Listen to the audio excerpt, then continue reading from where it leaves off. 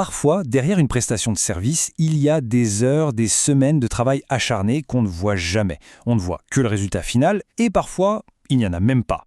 Aujourd'hui, on va plonger dans cette réalité, le travail invisible, à travers l'histoire bien réelle d'un agent immobilier.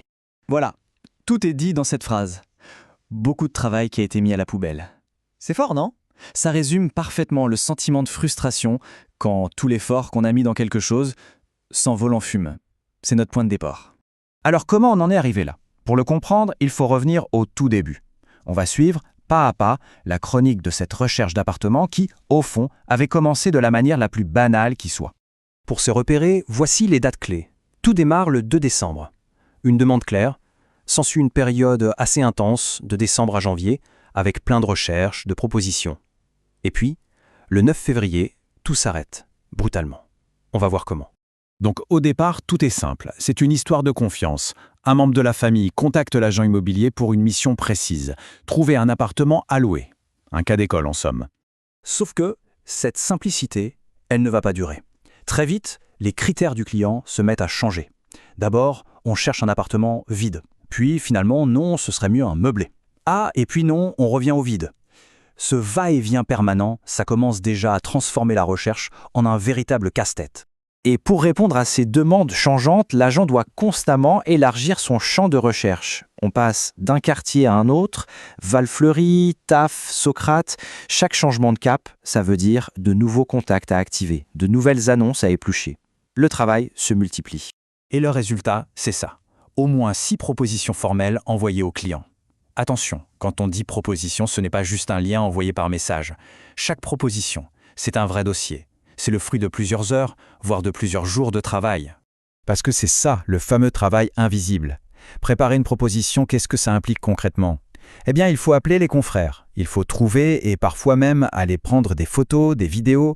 Il faut essayer de caler des plannings de visite. Et bien sûr, il faut relancer, communiquer en permanence. C'est un vrai job de chef de projet en fait qui se cache derrière chaque email. Et après tout ça, on arrive au grand final. Après plus d'1 mois de ce régime intensif, la recherche touche à sa fin. Et pas de la manière attendue, loin de là. On est donc le 9 février. Plus d'1 mois s'est écoulé. Des dizaines d'heures ont été investies. Et là, un simple message tombe sur les téléphones de l'agent. Un message qui va mettre un point final à toute cette histoire. Et voilà le message. J'ai été redirigé vers un achat. La phrase est lâchée. Le client n'a plus besoin d'une location. Il va acheter. En 1 seconde, tout le travail effectué depuis des semaines ne sert plus à rien. C'est la douche froide. La conclusion du message? Merci beaucoup. 2 petits mots.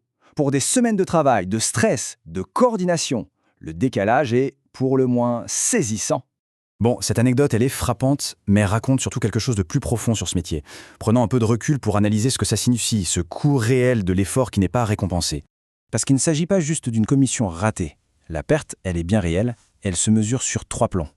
C'est une perte de temps, un temps précieux qui n'a pas été consacré à d'autres dossiers. C'est une perte d'argent, parce que les déplacements, les communications, ça a un coût. Et bien sûr, c'est une perte d'énergie, de motivation. Au fond, cette situation, c'est l'image parfaite de l'iceberg. Ce que le client voit, c'est la partie émergée, une simple recherche.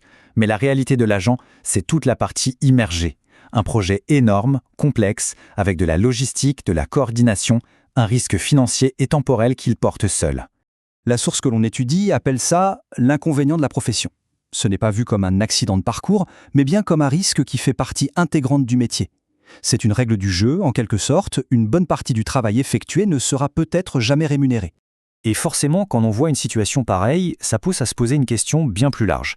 Une question qui dépasse le simple cas de l'immobilier et qui touche en fait beaucoup de professions dans le service.